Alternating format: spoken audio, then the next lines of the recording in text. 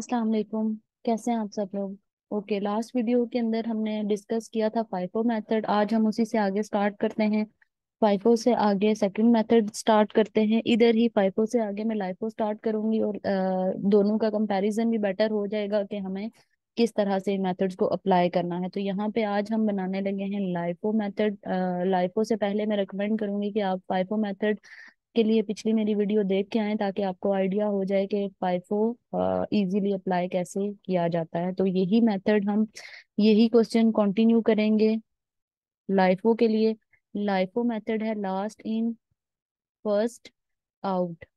Last in first out का मतलब ये है, यहाँ पे देखें इन दोनों का अगर हम लोग कंपैरिजन करें, फर्स्ट इन फर्स्ट आउट और लास्ट इन फर्स्ट आउट का, तो फर्स्ट इन फर्स्ट आउट का मतलब ये है कि जो अ, हमने पहले मटेरियल खरीदा था उसको पहले हमने प्रोडक्शन को भेजना है, और जो हमने बाद में खरीदा है उसको बाद में भेजेंगे, जो फाइफो मेथड था। लाइफो कहता है last in first out. Last in first out का मतलब है लास्ट में जो इन हुआ, यानी कि जो बाद में हमने खरीदा वो पहले हम इशू करेंगे, जो पुराना पड़ा हुआ है वो हम बाद में देखेंगे। मतलब ये कि मोस्ट रीसेंट स्टॉक जो होगा, जो अभी अभी खरीदा होगा, वो पहले प्रोडक्शन को भेजेंगे, उसके बाद जो पुराना पड़ा हुआ होगा वो बाद में करेंगे। तो इसी तरह हमने जैसे ये फॉर्मेट लिया था, इसी तरह ये फॉर्मेट भी हम लाइफो के लिए भी यही सेम मेथड हम यहाँ पे कॉपी कर लेते हैं। ठीक है, हमें यही कॉलम्स चाहिए होंगे, रिसीट्स, इशू और बैलेंस का कॉलम, लेकिन हम last in first out apply करने लगे हैं। तो last in first out apply करने के लिए क्वेश्चन हमारा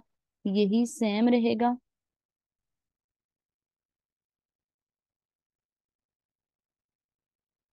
क्वेश्चन आगे यहाँ पे मैं मूव कर देती हूँ ताकि आसानी रहे आप लोगों को। चलें, ये हमारे पास क्वेश्चन है, ये हमारे पास डाटा है। अब सबसे पहले देखें हमारे पास डेट। डेट में हम सबसे पहले वही वाली डेट्स जैसे हम पिछले क्वेश्चन में लिख रहे थे, 8 जनवरी, 25 जनवरी, 26, 29। तो ये सारी डेट्स को मैं यहाँ से कॉपी कर रही हूँ ताकि हमारे पास डेट्स पहले से लिखी हुई हूँ तो हमें आइडिया होता रहे। ठीक है, सबसे पहले देखें 8 जनवरी है, हम क्वेश्चन स्टार्ट करते हैं। 8 जनवरी को हमने क्या किया था, क्वेश्चन के अंदर यूनिट्स रिसीव किए थे। यहाँ पे देखें रिसीव के अंदर 800 यूनिट्स थे। 800 का एक यूनिट हमें 50 का पड़ा था, और टोटल कॉस्ट इसकी बन रही थी 800 मल्टीप्लाई बाय 50, तो ये बन रहा था 40,000 का। इशू के कॉलम में हम इस डेट के ऊपर कुछ भी नहीं लिखेंगे, उसकी रीजन ये है कि इस डेट के ऊपर हम कुछ भी इशू नहीं कर रहे। बैलेंस के कॉलम में हम दोबारा से 800 लिख लेंगे at the rate of 50 per unit, और टोटल कॉस्ट आ जाएगी इक्वल टू 800 मल्टीप्लाई, इसको करेंगे जो 50 प्राइस है उसके साथ, तो 800 इंटू 50, यानी कि 800 को मल्टीप्लाई हमने किया 50 से, तो 40,000 आ गया बैलेंस, यानी कि स्टोर में वो यूनिट हमने रख लिए। अगली डेट देखें, अगली डेट हमारी 10 जनवरी है। और अगर आप क्वेश्चन देखें और पिछली वीडियो आपने देखी भी है तो उस वीडियो को आप कंपेयर करें तो देखें अ, अगली डेट हमारी, लास्ट मैंने आपको बताया था कि 8th के बाद 10th आती है, तो 10 जनवरी का जो रिकॉर्ड है वो हम पहले मेंटेन करेंगे, उसके बाद हम नेक्स्ट डेट रखेंगे। तो 10 जनवरी को हम इशू कर रहे हैं, तो इस रिसीट के कॉलम में कुछ भी नहीं आएगा, लेकिन इशू के कॉलम में 300 यूनिट्स आएंगे एट द रेट ऑफ, क्योंकि लाइफो मेथड है last in first out method है, तो लास्ट इन फर्स्ट आउट का मतलब यह है कि जो बाद में आया। लेकिन अभी हमारे पास ऊपर स्टोर में बैलेंस में सिर्फ यही यूनिट्स पड़े हुए हैं, तो इसलिए हम इन्हीं को ही इशू करेंगे। तो इक्वल टू 300 मल्टीप्लाई बाय 50 कर लेंगे, ये 15,000 आ जाएगा। इसी डेट के ऊपर हमने स्टॉक को अपडेट, यानी कि स्टोर को अपडेट करना है। देखें हमारे पास 800 यूनिट्स थे, उसमें से 300 हमने इशू कर दिए हैं, तो रिमेनिंग हमारे पास 500 यानी कि 500 यूनिट रह गए। ठीक है, 800 यूनिट, 800 चीजें हमारे पास पड़ी हुई थी, उसमें से हमने 300 दे दी हैं, और पीछे हमारे पास 500 रह गई हैं। और ये 500 कौन सी, इन 800 में से हमने दी हैं, तो 500 की कॉस्ट पर यूनिट, यानी कि एक यूनिट कितने की होगी, 50 वाली, तो इक्वल टू 500 जो रह गई हैं उनको हम मल्टीप्लाई कर देंगे 50 से, तो ये 25,000 आ जाएगा। नेक्स्ट डेट हमारे पास है 16, तो 16 जनवरी, यहाँ ऊपर देखें 16 जनवरी को हम 500 यूनिट्स रिसीव कर रहे हैं at the rate of 60 per unit, और ये हमारे पास आ जाएगा 500 मल्टीप्लाई बाय 60, तो ये 30,000, और इशू के कॉलम में इस डेट के ऊपर कुछ भी नहीं आएगा तो हम कुछ भी नहीं लिखेंगे, इक्वल टू यहाँ पे अब स्टोर के अंदर हमने स्टोर को जैसे हमने फाइफो मेथड में अपडेट किया था यहाँ पे भी करेंगे। 16 जनवरी को ये 500 ऑलरेडी हमारे पास पड़ा हुआ है, लेकिन 500 साथ ही हमारे पास और भी नया आ गया है, 500 @ 60। तो हम यहाँ पे क्या करेंगे, जो नया स्टॉक आया है 500, इसको मल्टीप्लाई कर देंगे @60, तो ये 30,000। अब आपने ये चीज ध्यान में रखनी है कि साथ साथ ये चीज देखें कि ये अब 500 भी हमारे पास स्टॉक स्टॉक के अंदर पड़ा हुआ है, और 600 भी स्टॉक के अंदर पड़ा हुआ है। अगली डेट है हमारी 19 जनवरी। तो 19 जनवरी को देखें, यहाँ पे ये डेट हमें इशू वाले कॉलम में शो हो रही है। मटेरियल रिक्विजिशन का मतलब मैंने लास्ट वीडियो के अंदर बताया था कि रिक्विजिशन का मतलब है वो हमने रिक्वेस्ट पूरी की है। तो रिक्वेस्ट पूरी करने का मतलब ये है कि वो हमने मटेरियल भेजा है उनको। तो 19 जनवरी अगली डेट आ रही है, तो 19 जनवरी को हमने क्या करना है, इशू। तो इस कॉलम में हम कुछ भी नहीं लिखेंगे, और इशू के कॉलम में अगेन हम लिख लेंगे 300 यूनिट्स, 300 यूनिट्स। अब हमने कौन सा मेथड अप्लाई करना है, लाइफो। तो लाइफो कहता है लास्ट इन फर्स्ट आउट। तो लास्ट मतलब जो बाद में पड़ा हुआ है, बाद में देखें ये जो 60 वाला ये पड़ा हुआ है, तो पहले हम 60 वाला इशू करेंगे। स्टोर के अंदर क्या कर लेंगे, इक्वल टू 300, 300 को मल्टीप्लाई कर देंगे 60 से, तो ये 18,000 आ जाएगा। इसी डेट पे स्टोर अपडेट होगा। स्टोर को अपडेट करते हुए देखें, जो 500 हमारे पास 50 के रेट वाला पड़ा हुआ था वो एज इट इज ही हमारे पास ऑलरेडी 500 × 50 करेंगे तो 15,000 उसी तरह पड़ा हुआ है। लेकिन जो 560 वाला था, उस 500 में से 300 मैंने दे दिया, यानी कि 300 मैंने इशू कर दिया प्रोडक्शन को। तो इसका मतलब ये है कि रिमेनिंग अब 200 ये 60 वाला हमारे पास रह गया है, 200 @ 60 हमारे पास रह गया है। तो 200 को हम मल्टीप्लाई कर देंगे 60 के साथ, तो ये हमारे पास 12,000 आ जाएगा। अगली डेट देखें, 25 जनवरी है। 25 जनवरी को अगेन इशू किया जा रहा है, तो यहाँ पे हम रिसीट के कॉलम में कुछ भी मेंशन नहीं करेंगे, ये खाली छोड़ देंगे, क्योंकि इस कॉलम में हमने कुछ भी नहीं लिखना। अब 300 यूनिट्स इशू करने हैं, लेकिन मेथड कौन सा अप्लाई हो रहा है, मेथड हो रहा है लास्ट इन फर्स्ट आउट।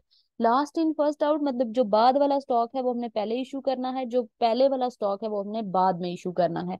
तो देखिए, बाद वाला हमारे पास 200 ये पड़ा हुआ है, और ऊपर 550 वाला पड़ा हुआ है। हमने तो टोटल ज़ाहिर है जितनी रिक्वेस्ट आई हुई होगी उतना भेजना है। तो प्रोडक्शन डिपार्टमेंट को हमने टोटल भेजना है कितना, 300। तो ये 300 अब हम कैसे डिवाइड करेंगे, ये 300 हम डिवाइड करेंगे दोनों,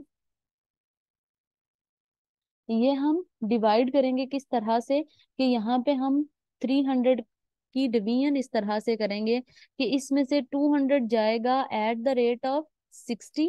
ये 200 जाएगा 60 के रेट पे, और यहाँ पे हम 100 लेके आएंगे 50 के रेट पे। तो टोटल हमारे पास ये 300 पूरा हो जाएगा। ठीक है, क्यों मैंने ये किया, क्योंकि 200 हमारे पास जो बाद वाला स्टॉक था वो पड़ा हुआ है 60 रुपए वाला, $60 वाला। तो हमने क्या किया, लास्ट इन फर्स्ट आउट था, तो लास्ट इन फर्स्ट आउट जो बाद में स्टॉक आया है उसको पहले इशू करना था। तो उसको हमने पहले इशू करने के लिए क्या किया, कि जो last in first out, total हमने 300 यूनिट भेजने थे, 200 मैंने 60 वाले और 100 मैंने 50 वाले भेज दिए। तो अब मैंने स्टोर के अंदर रखना है। स्टोर के अंदर देखें, जो 260 वाला था ना वो खत्म हो गया। क्यों खत्म हो गया, क्योंकि वो सारा हमने प्रोडक्शन को भेज दिया है। तो अब इस डेट के ऊपर मेरे पास स्टोर के अंदर जो 550 वाला था उसमें से मैं माइनस करूंगी 100, तो ये इक्वल टू 400 रह जाएगा, 60 वाला।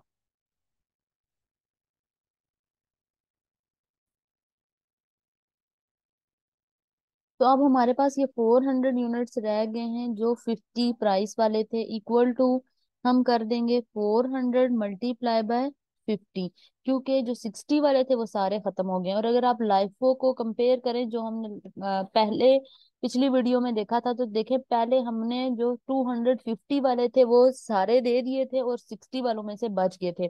अब क्या हुआ है कि 60 वाले सारे खत्म हो गए हैं और 50 वाले रह गए हैं। उसकी रीजन ये है कि फाइफो में हम फर्स्ट इन फर्स्ट आउट कर रहे थे, लाइफो में लास्ट इन फर्स्ट आउट, मतलब एंड से हमने जो बॉटम से टॉप पे जाना था, इसलिए हमारे पास टॉप वाले बच गए हैं।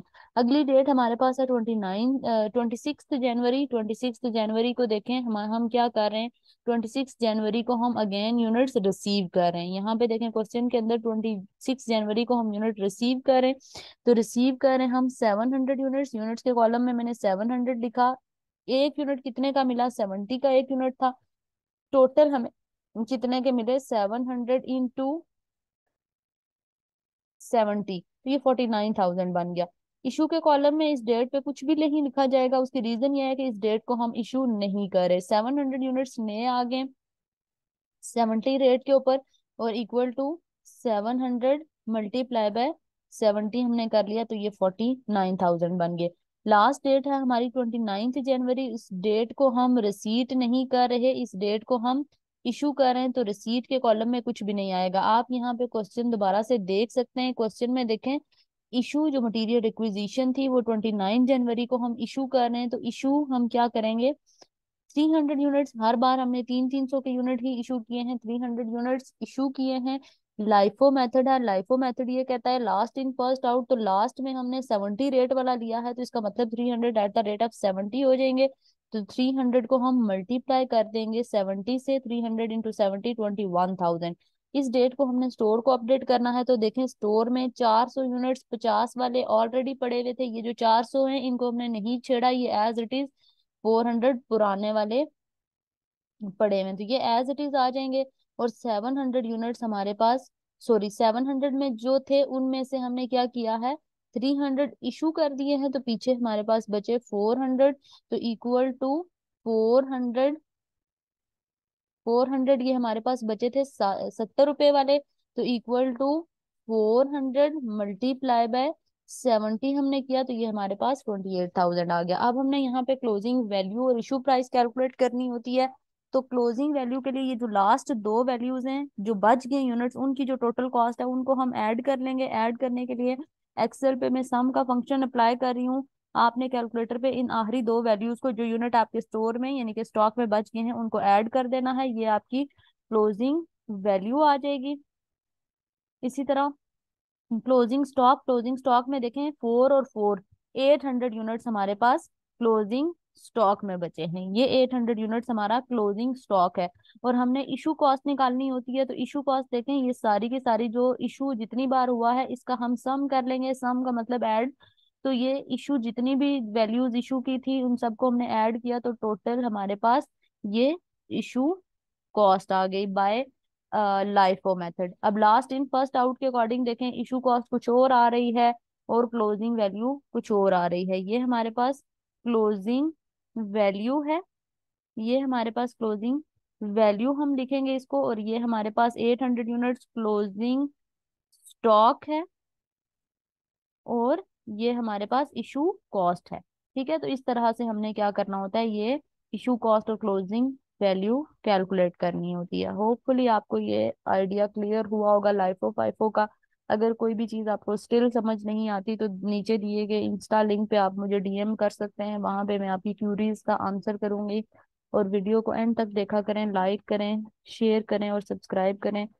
और बाकी आपको कोई भी आपकी क्यूरी है, सजेशन है, तो वो आप कर सकते हैं। Thank you so much, Allah Hafiz.